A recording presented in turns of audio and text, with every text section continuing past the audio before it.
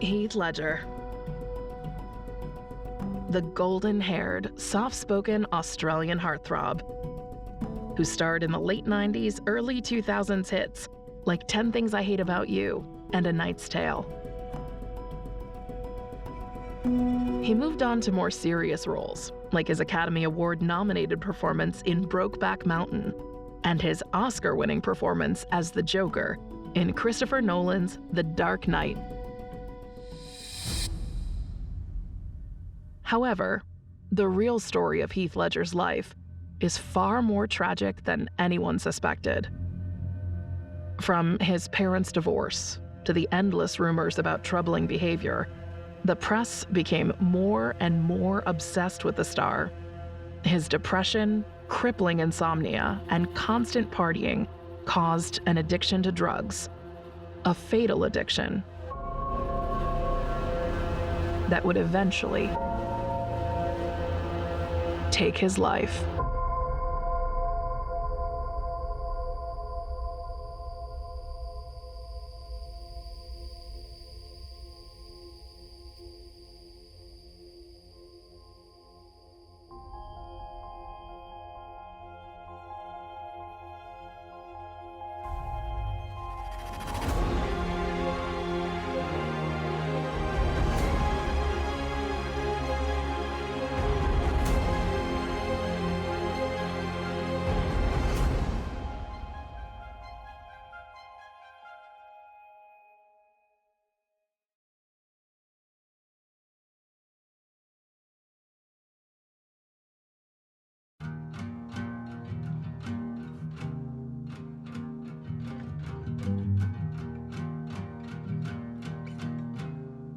I mean, did you grow up wanting to become an actor?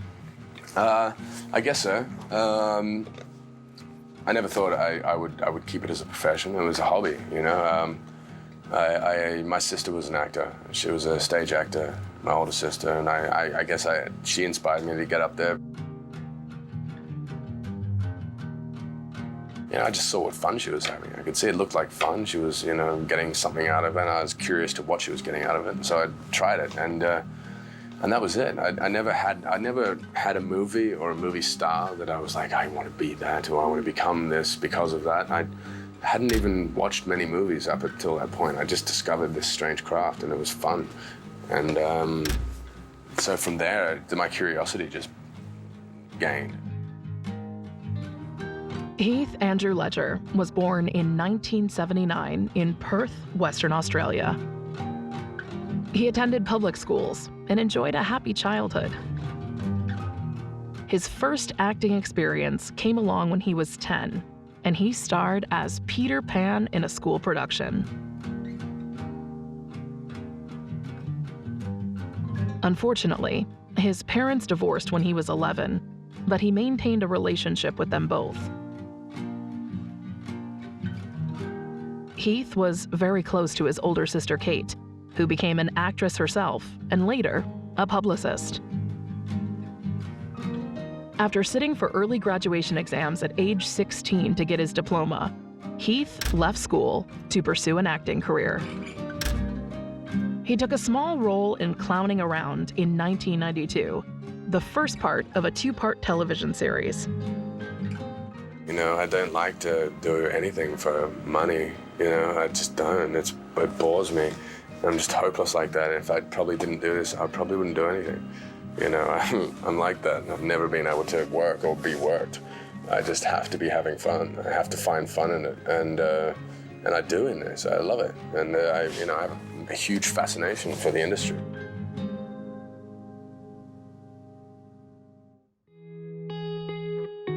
Heath Ledger auditioned to work on the TV series Sweat in 1996. He was offered two roles, one as a swimmer and another as a gay cyclist. He accepted the latter because he felt that to really stand out as an actor, he had to accept unique roles that stood out from the bunch. I'm not the one who she's got the hots for, pal. You saw her toe was practically on the floor. I thought you'd be stoked that I'm no competition for you, Danny. What are you saying? Pick her up with the rebound when she finds out about you? No way. Maybe you should go out with her. A girl like that could sort you out. You don't get it, do you, Danny? I'm not interested in women, so stop hassling me. You know what your problem is? You've got a closed mind. It got him noticed, but unfortunately, the show was quickly axed, forcing him to look for other roles. In 1993, Heath got a part in the Perth television series Ship to Shore and in Home and Away, one of Australia's most successful television shows. He appeared in the TV show for a very short period, in which he played a surfer. He landed a role in Fox's fantasy drama Roar in 1997. But his optimism quickly vanished as the series got pretty poor ratings, leading to its cancellation. However, despite the show's brief run, it managed to bring him to the attention of American audiences. I love cattle and horses and hundreds of little children running around. Hundreds? No, you don't think you're gonna be my only wife, do you? Maybe I'll build my own fort and have hundreds of husbands. More for your father to hate. He doesn't hate you. Yeah, he just hates my family. Clary's not gonna change. If I could just talk. No. You mustn't ever tell him about us. Promise me. His first feature film debut was in the Australian film Black Rock in 1997. He starred in an in-your-face Aussie crime thriller, Two Hands, in 1999, and gave an outstanding performance, which helped him secure a role in 10 Things I Hate About You later that year. Heath Ledger really starts becoming a household name with the movie 10 Things I Hate About You with Julia Stiles. And he has this kind of surfer, skater, bad boy image. He's long hair, he's really cute. He's kind of the boy you don't want to bring home in that movie, yet very charming, and you're rooting for him. And that is where he starts coming into Hollywood and getting noticed. All right, first thing, Kat hates smokers.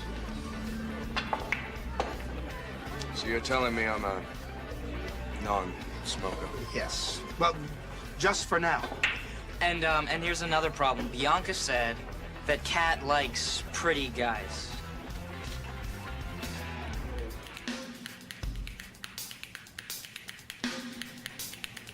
Are you telling me I'm not a pretty guy? He's very pretty. After that, it seemed Heath Ledger was typecast as a young hunk, which he did not like. So he accepted a role in a serious war drama, The Patriot, in 2000. Heath Ledger began accepting virtually every character role, anything to avoid being typecast. In 2001, he starred in Monsters Ball, which received mostly positive reviews. In this same year, he also starred in A Knight's Tale, a medieval adventure comedy film. He plays William Thatcher, a peasant squire who poses as a knight and competes in tournaments. It was more or less just being drawn to the movie, you know? The character, the movie is about his journey, and it was just the journey that I fell in love with, and the fairy tale aspect of the story I loved. Why? Oh, because it was going to be fun, that's all. I knew it was going to be fun. I liked the fact that he was noble in here and here as opposed to materialistically. I liked him stomping on the aristocracy. I was like, yeah, down, down. It was good. I like doing that. And I won't spend the rest of my life as nothing. You have to be of noble birth to compete. So we lie. My lords, my ladies, I have the pride, the privilege, nay, the pleasure of introducing to you a knight, sired by knights. William Thatcher didn't make the rules. He was born I've waited my whole life for this moment. to break them. Was it heavy? Yeah, it was heavy. It was heavy. It was hot. It was sweaty. It was uncomfortable. But you had little to complain about. You're sitting in armor. You don't get that opportunity very often. So it was fun. Nevertheless, it was like being a kid again. It was like any of those dreams you had as a kid. It was just, it was that. It was playing. It was playtime. At first it was a shock. I read it.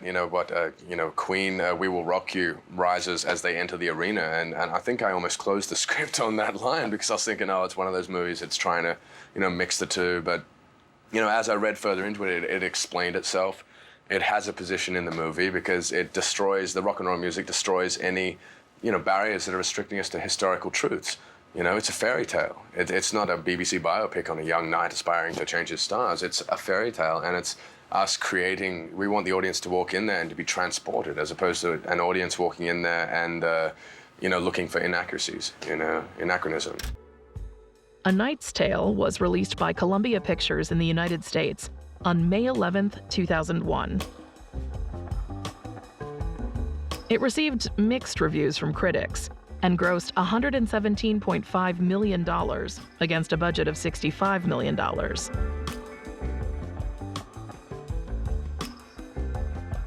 In 2005, Heath starred in Casanova, a romance film loosely based on the life of Giacomo Casanova, an Italian adventurer and author. I knew little bits about Casanova, but not that much. And so I read like one of his journals, two journals, and then after reading the script and talking to the director, I realized that the director or the script, the actors around me weren't really necessarily taking his story, his legend too seriously. It was an opportunity to kind of not take ourselves too seriously or acting too seriously, and just have fun, which we did. What was it about this man that magnetic? What do you think? The size of his range, in terms of he was a very diverse person and character. He was a jack of all trades. I think he was a smart man. He considered himself a philosopher, an artist, a musician. Thank you. What? No, okay. What was the highlight of your 2005? What date is it now? Well, that's an obvious answer to that question. Heath Ledger's career reached its peak when he starred in Brokeback Mountain in 2005, directed by Ang Lee. It is a mainstream film on something a theme right at the moment when gay people being in mainstream media is starting to be normalized, but it still is not quite the way it is where we are now. It's still something that is marginalized. It's not as normative as it becomes just a decade later. So for him to go from being that kind of hunky surfer teen icon to taking on this very serious, edgy role is a massive deal, and to make it so believable and so heartbreaking is very, very powerful. The movie won him a lot of recognition and even catapulted him to the status of being one of the most bankable actors in the film world. I think flattery is just as dangerous and deceptive as criticism, So I'm trying to take it with a grain of salt, It's like I've already accomplished all that I need to accomplish, and that's the film. So we're already as proud as we can get, The rest is just kind of out of our hands. It was an easy choice. I decided to go with the younger actors. I think the young and innocent leads a long way toward the end that you really can savor and it's heartbreaking. And I think Heath and Jake were some of the best actors around that age group. I met some of them, and it wasn't a difficult choice. They very much wanted to do it, basically tell me what to do to get into the movie. Did they come to you? The casting director brought them to my attention. It was all laid out. And yeah, they come to me once they're noticed that such a role is available. They're also good actors, not only romantic leads. Good actors, they savor good parts. They both love the script. They love the chance to work with me. No, I don't have a problem with them. Okay. I don't have to twist their arm or anything. He plays Wyoming ranch hand Ennis Del Mar, who has a love affair with an aspiring rodeo rider, Jack Twist, played by Jake Gyllenhaal. Well, there's the Western ways, so there are certain lines and certain movement which do spend time. Just go over in the early stage of rehearsals. Just go over and over again how he treats time, how he treats space, what is his comfort space, how he chew on those things, how he burning up. So you have to lean in to try to understand him.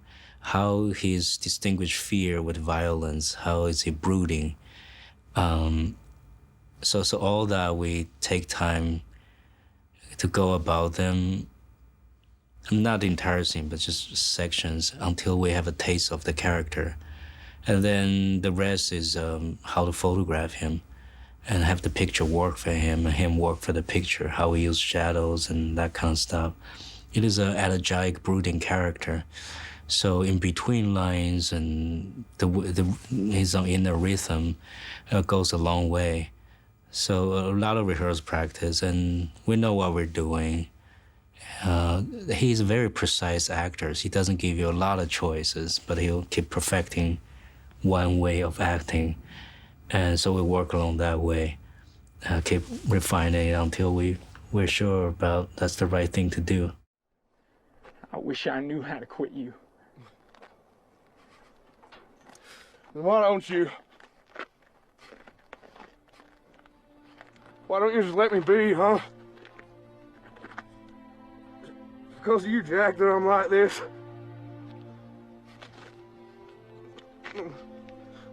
Nothing. I'm nowhere. Oh.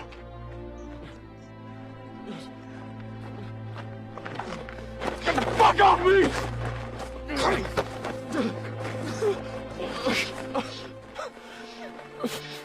It's all right.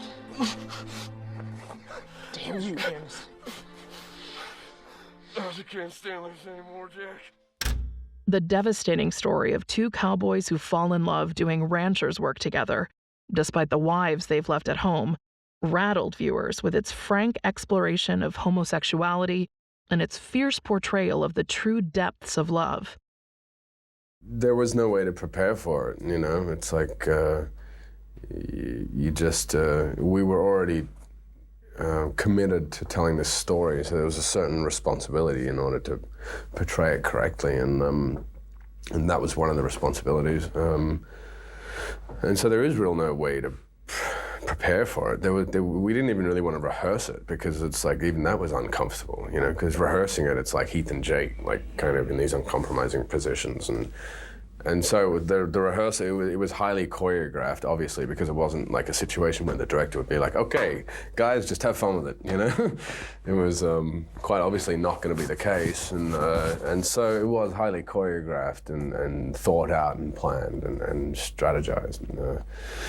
But then even, you know, the choreography had to be via conversation, because you know, Jake and I weren't really, it was even uncomfortable, the idea of having to rehearse what we were going to do. So we really had to talk about it, plan it, and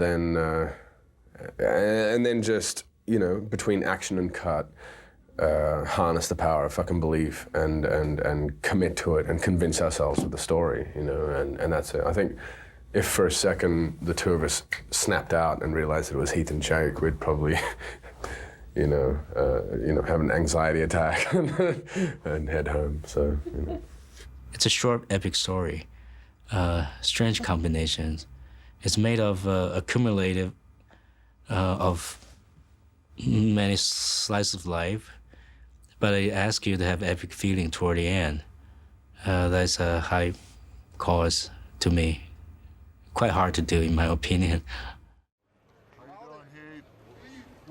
Heath's performance as Ennis Delmar in the groundbreaking film demonstrated his skill as a serious actor and stunned audiences and critics alike. He received an Academy Award nomination for Best Actor for this role. At 26, he was one of the youngest actors ever nominated.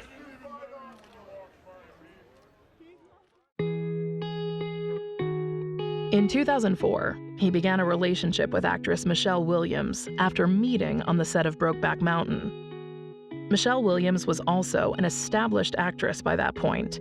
She had gained recognition for her leading role in the teen drama television series Dawson's Creek. This was followed by roles in low-profile films until her breakout movie role in Brokeback Mountain. The greatest gift, I think, was finding each other, and you know, now we have a family and a beautiful life and synchronicity on a grand scale, and So. I mean, do things get any better than this? I beg your pardon? Do things get any better than this? We ask ourselves that each day. Yeah, actually, we talk about that a lot. Yeah. We hope that they do. They do. Every day it does. Their daughter, Matilda Rose, was born on October 28, 2005, in New York City. I guess for the first time, I feel like I am a part of life. It feels like you commit to life. It feels there's something cosmic about it. Like you feel more connected to the universe as opposed to before when you just feel like you're floating around as a ghost. And I feel like now I'm participating in life. However, not long after, things changed. The couple grew more distant, and Heath began to party hard and often use cocaine. A friend of the couple revealed, in the end, there were too many differences. She kind of turned her head to those at the beginning, but when Matilda was born was really when she started to reevaluate things. I don't think they fell out of love. It was probably tough love, another friend said. Michelle's best friend, Busy Phillips, opened up about the couple's 2007 split in her 2018 memoir, This Will Only Hurt a Little, and admitted that while she felt sad for the pair, she felt like it wasn't the end of the story for them. They were so young, and that baby was the light of both of their lives. They were just working all the time, and it was complicated. In January 2006, Heath Ledger put his residence in Bronte, New South Wales up for sale and returned to the United States, where he shared a house with Michelle Williams in Boream Hill, Brooklyn, from 2005 to 2007. In September 2007, Williams' father confirmed to the Daily Telegraph that Ledger and Williams had broken up. Brokeback Mountain proved the start of something new for Heath Ledger, who went on to star in an Australian flick, Candy, where he played a young heroin addict who was desperately trying to sober up. Following his great performance, he portrayed one of the 6 sides, precisely the romanticist side of Bob Dylan, as a brooding artist in Todd Haynes' 2007 flick, I'm Not There. I think it's just that, trying to present a portrait of him which enables the viewer to have their own interpretation. You know, like so many people walk out with their own picture of Dylan, like they own something, and it's hard to put your finger on it, what it is. I have problems putting my finger on what I get from the movie, but it's something, but it's not spoon-fed to you. Do you know what I mean? So I think that's the gift of the film, and I think it's highly respectful to Dylan for that reason. I was a fan. I was I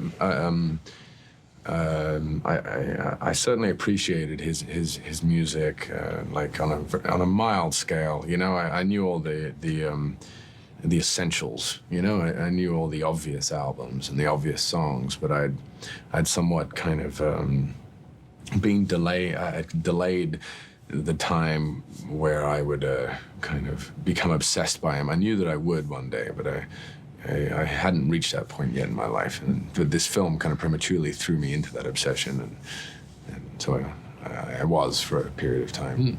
I didn't really have to play Bob Dylan, you know, like my section of the story with Charlotte, like the situations and the era and just the scenarios were more of a portrait of him than the actual person. You know, I was relieved of that duty on many levels, and so in a sense I had an easier job, I think, than perhaps the rest of the gang. You know, so, but I, you know, just out of curiosity, I did read the books and watch the docos and buy the music and I did all the studying, but I didn't really have to do all the performing kind of thing. That was left up to Christian and Kate and Marcus and Richard and Ben. And so, you know. However, the role which made Heath Ledger immortal was his portrayal of the Joker in the 2008 film The Dark Knight. That combination of darkness and malevolence and really quite a psychotic personality if you carry that into your personal life, if you become that person, well, who are you? Who are you when you put your head at the pillow at night? And every day you're living that personality, of course it has to have an effect. Didn't need to, sort of converse about it a whole lot. I think when things are going well, you don't need to talk about it a whole lot. We also had obviously the guardianship of Chris Nolan, who was wonderful, incredible filmmaker. Like you said, they are. It's a very interesting dynamic. They are two uncompromising individuals, but the difference being that Batman does have a rule. He does have these ethics, which he in many ways, he wishes to shrug. He's a very violent individual when he becomes the Batman creature. He has a great temptation to kill, but that is his one rule. He has said he will not kill, because then he ceases to be upholding the legacy of the philanthropy of his parents, which is, after all, the whole reason that he began this. The pain born of seeing his parents killed and the dream that they had for Gotham dying with them. So he is trying to resurrect Gotham to that state, which he sees a great opportunity in Harvey Dent as being an elected official without a mask who can do all the things that Batman is having to do incognito.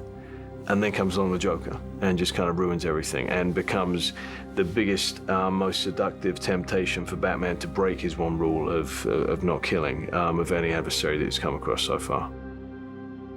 In interviews that would be scrutinized after his death, Heath opened up about how playing the Joker had affected him personally, and that he had been using prescription drugs to manage recurring bouts of stress and insomnia.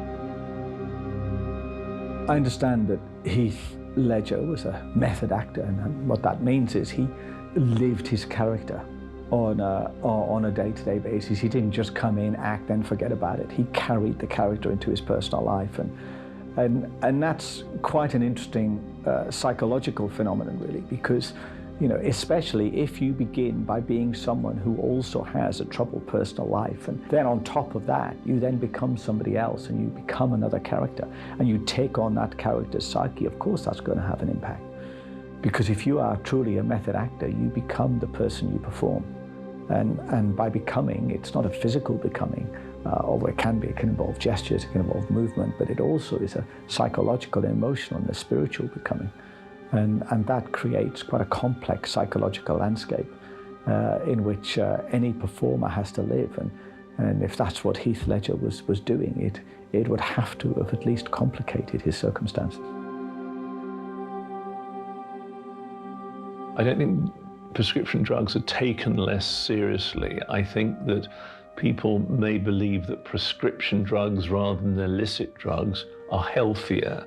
That may be perhaps a naive presumption on my part, but I think that to some extent the fact that prescription drugs are in effect legal may make people feel more comfortable in taking them, and particularly if a medical professional has initially prescribed them. I think if people are dependent on drugs and they happen to be prescription drugs, then they may have two sources of obtaining them, either from a medical professional or illicitly, or sometimes dependent again on the jurisdiction or the country in which that person lives or works. They may be able to get them perhaps legally from pharmacies.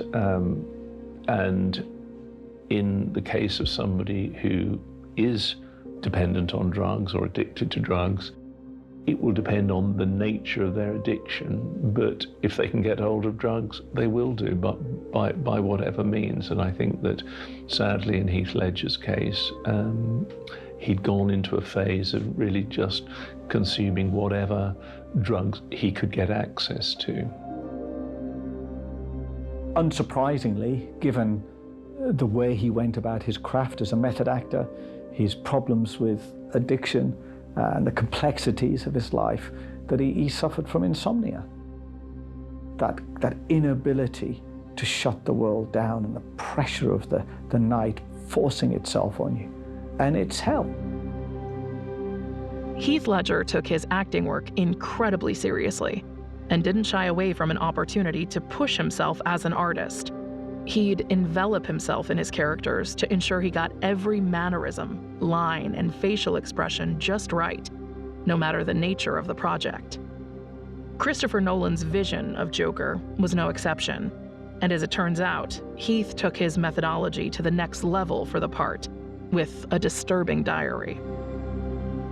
It was very exciting to watch Heath's performance come together, and I knew from meeting him to talk about the character before we even had the script finished that he had the confidence, had the fearlessness to take on this, incredible icon, but make it his own. He'd figured out a way to make it his own, and we were very much on the same page in terms of needing the character and wanting the character to stand for absolute anarchy, for absolute chaos. And so Heath found a way to create a very precise version of an incredibly chaotic character. So every gesture he has, every vocal tick, everything really that you see and hear of the Joker speaks to the essential unpredictability of the character. And that makes the character very threatening, I think. And on set, you would see just in every take, really, that there was this incredible control to what he was doing. It's a very complex characterization. That's one where all of the elements come together to speak to the essential nature of the character. I think the performance is very intense, and the way in which the character is used in the story is very intense.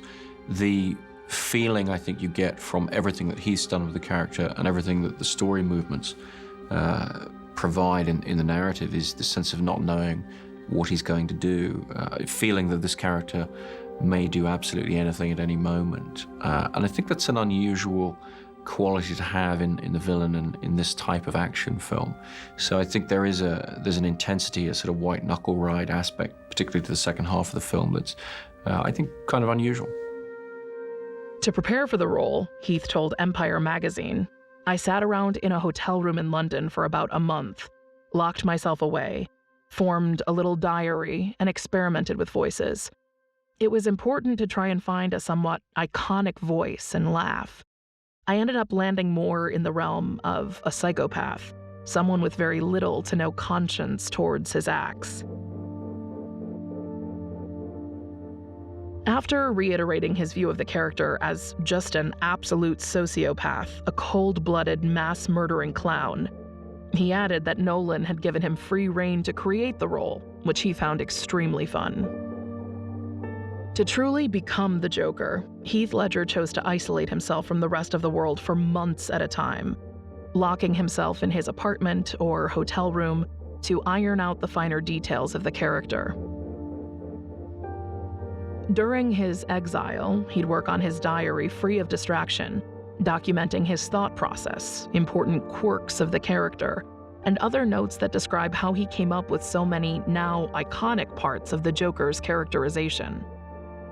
And I locked myself away for 6 weeks in a room, and I kind of came up with this creep. And but he's not just going to be scary. I mean, there are a few surprises. I think it was the most fun I've had with a character, hands down. It was just it was purely a character choice. I can honestly say that.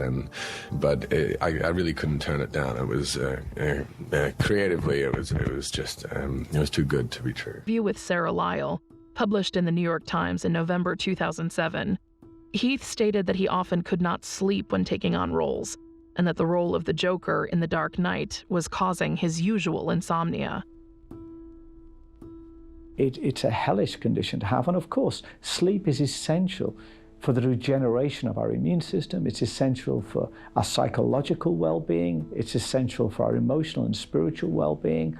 You cannot live well if you do not sleep. And if, like Heath Ledger, you suffer or for a prolonged period of insomnia, your mental health will inevitably and inexorably decline. People who have difficulty in sleeping, have insomnia, often believe that just simply by taking tablets, that insomnia will be sorted out, they'll be able to sleep. And in the short term, sleeping tablets may assist with insomnia, but generally, if somebody has persistent insomnia, there's probably an underlying reason or reasons for that. And those kind of reasons often require things like counseling or talking therapies or some other form of psychological or mental health support. It's not possible to cure insomnia in the longer term simply by the administration of drugs. However, individuals may feel that if a sleeping tablet has worked for them one night and they've still got some insomnia the following night, that by doubling the dose or increasing the dose, that will deal with the problem. It doesn't. What it does do, it makes them more dependent on those sleeping tablets, and also brings with it the risk of that individual tablet or medication, the risks of overdose or acute intoxication from whatever that drug is. By September 2007, Heath's relationship with Michelle Williams had ended. While Williams remained at the couple's home in Brooklyn, Heath had moved to Manhattan, where he'd become a favorite subject of New York tabloids. For most, perhaps all addicts, addiction is shameful because they feel a disconnect between who they believe themselves and know themselves to be in private, and the judgment the world, their friends, their families, their peers, the world at large might make of them. And of course, that dissonance is a cognitive dissonance, is magnified, amplified when people live in the public eye. And so if you are trying to, hide something about yourself, or even if you are simply trying to cope with addiction, cope with personal pain, cope with mental health problems, and you have the public baying at your door, and you have the press plastering all over the newspapers, if you are being vilified on social media, if you are being splashed across the internet for every indiscretion, of course the problems that every addict faces, the problems that every person with a mental health problem faces, become amplified many times over. So it's not surprising that so many celebrities can't cope, and they either commit suicide or their addiction kills them. Though his personal life may have seemed in turmoil, Heath Ledger's career was flourishing. Near the end of 2007, he was in London filming Terry Gilliam's The Imaginarium of Dr. Parnassus. However, by this time, Heath Ledger's struggles were intensifying.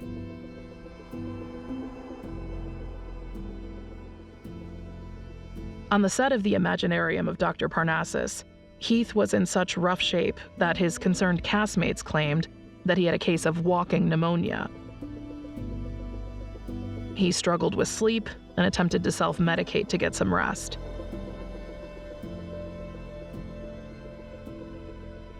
His co-star, Christopher Plummer, said that Heath was continuing to have difficulty sleeping throughout filming and taking pills to help with that problem. Fellow castmates claimed that he appeared sick, tired, and desperately sad while on set most days.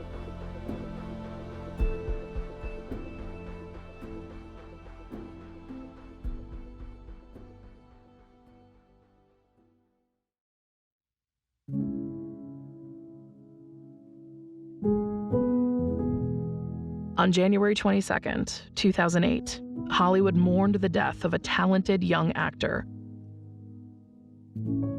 Heath Ledger's life was tragically cut short.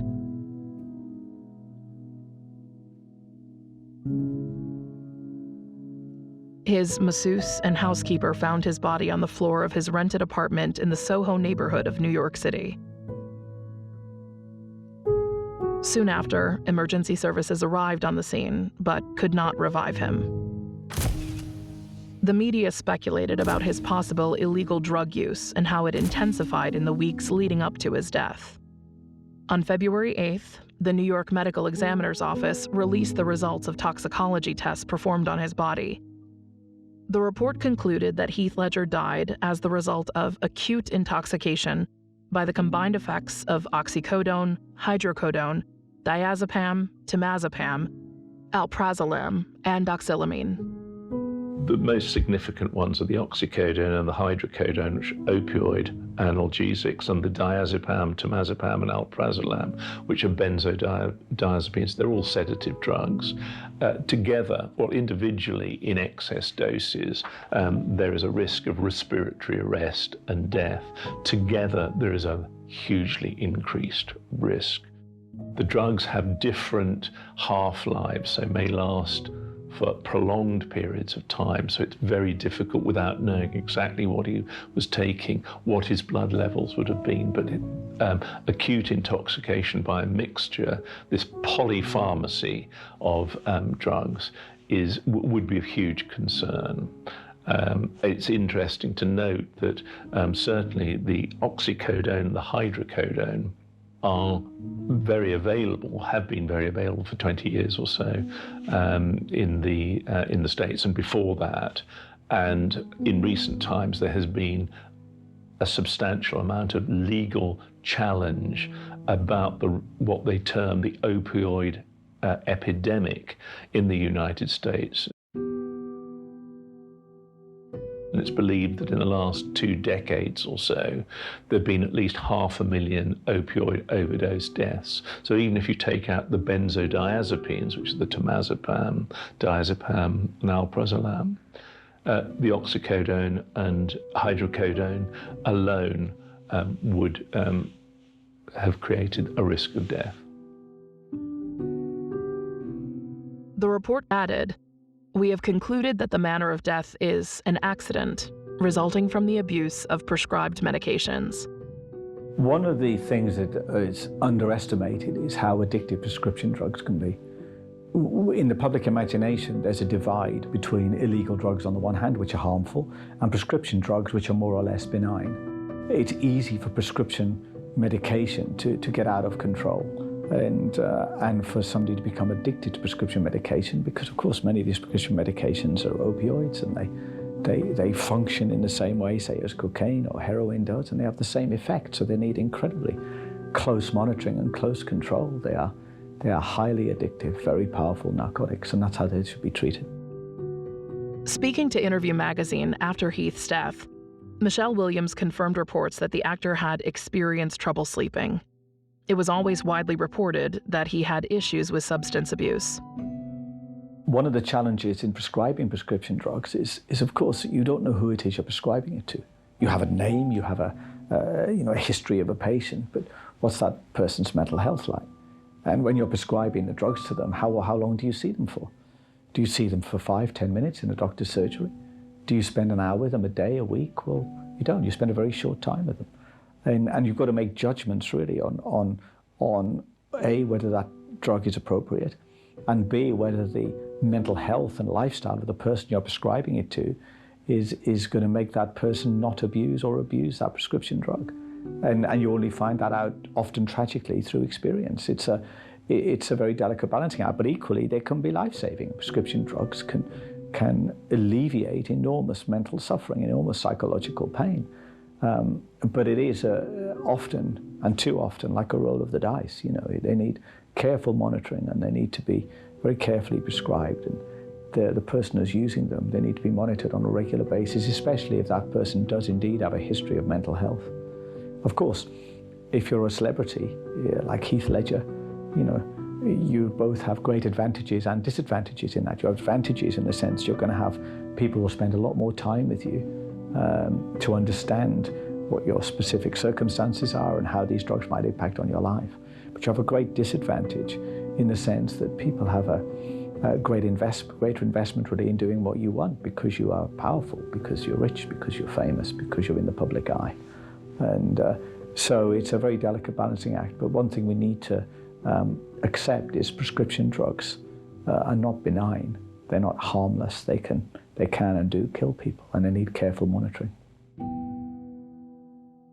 After memorial services in New York and Los Angeles had concluded, his family took his body back to their native Australia, and he was cremated in a private funeral service attended by his family.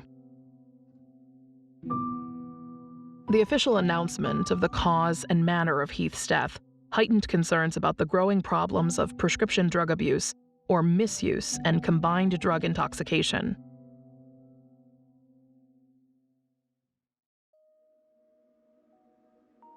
Heath Ledger died before The Dark Knight was completed. When it was released the summer after his death, the public finally got to see the performance they'd been eagerly anticipating, and they weren't disappointed. When he gave me the script, it was called The Dark Knight, the first thing I said was, what's it about? He said, the Joker. I went, oh, blimey, Jack Nicholson's fantastic, extraordinary. How are you going to top that? And I said, have you cast the Joker? He said, yes. I said, who is it? He said, Heath Ledger. And I immediately said, that's fine. And I don't know why I said, you know, I just seen him in Brokeback Mountain, and I thought, I think he can do something with this, you know? And he did. He sure as hell did.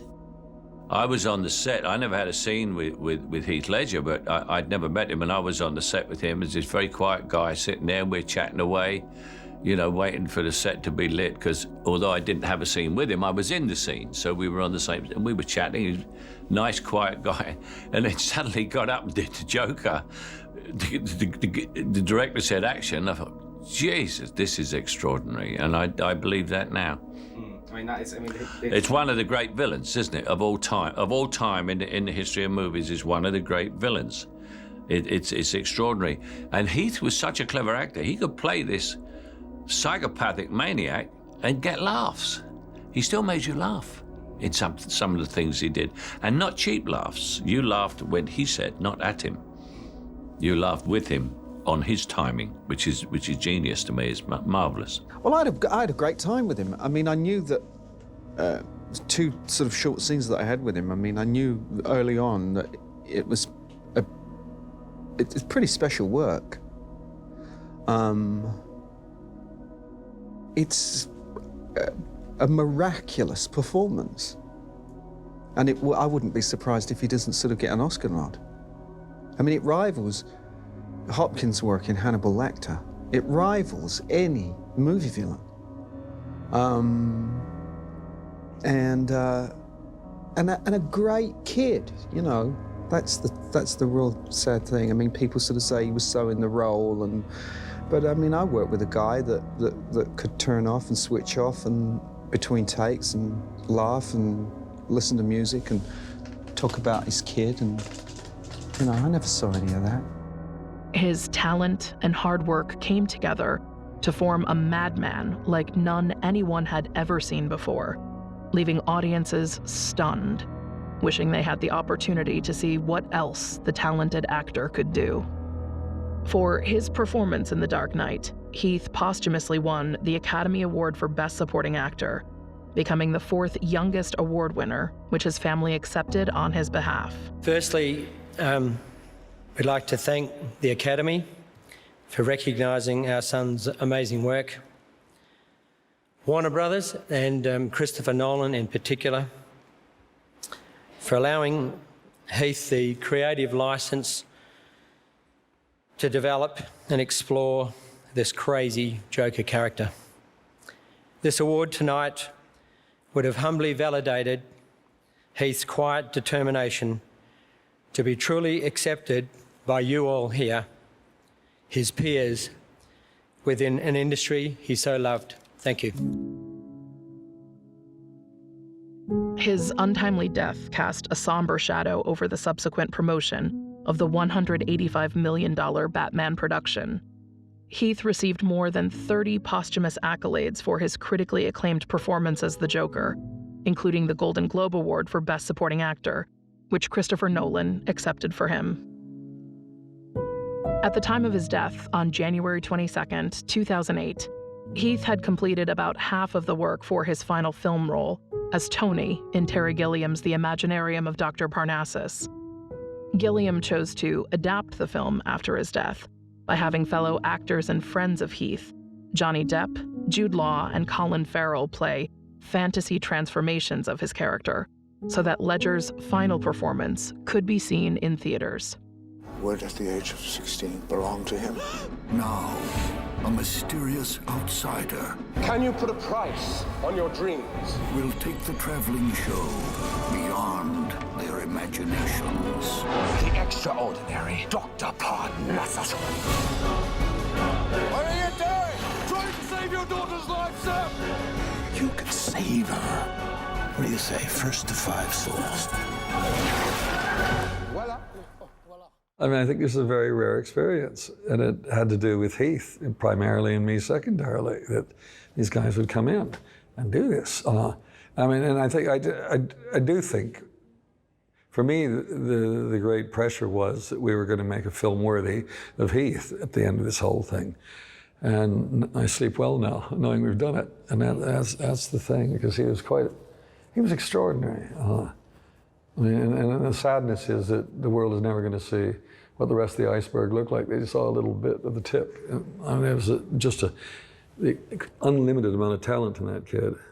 I really had to do some nimble thinking. And in a strange way, we've ended up with a film that Heath, I say, co-directed, because he created these situations that we had to get out of. And he created situations that were difficult. He also created things that solved the problem. It was kind of, I felt Heath was posthumously co-directing the film. When Heath died, I mean, I was ready to stop the film. I said, there's pointless to carry on, and everybody insisted that I did something, rewrite, do something, find a way of continuing it, because they didn't want Heath's work just lost. And so came up with this idea of, getting 3 actors to play the rest of Heath's part. Called Johnny, and Johnny says, I'm there. And we were off and running. It's quite extraordinary. I mean, I'm trying to think of other times in cinematic history where something like that has happened, where the lead actor has died unfinished, and you get a group of other actors to come in to take over the part. I mean, it just shows how much he was respected and loved, and these guys just came without, there's no question. It wasn't about what are you going to get paid for. It was just, come on, we'll come and help finish the film, and that's really special. And that's why what I'm delighted about is because, I mean, having basically finished the film, and I can honestly say it's fantastic. And I was very nervous whether we could pull it off, but we have. Heath Ledger's cinematic legacy left an ingrained mark on not only Hollywood, but the rest of the world, where people mourned the loss of a legend who had left the world too soon. Whenever a celebrity overdose occurs, the general public never seems to understand how and why it happened. In Heath Ledger's case, the public viewed him as a talented and successful actor who had a career he enjoyed with plenty of money. However, there was so much more to Heath and his life than his roles and money. Looking back at his film legacy, it's almost shocking to realize how big of an impression the Australian actor made on everyone with a relatively small body of work.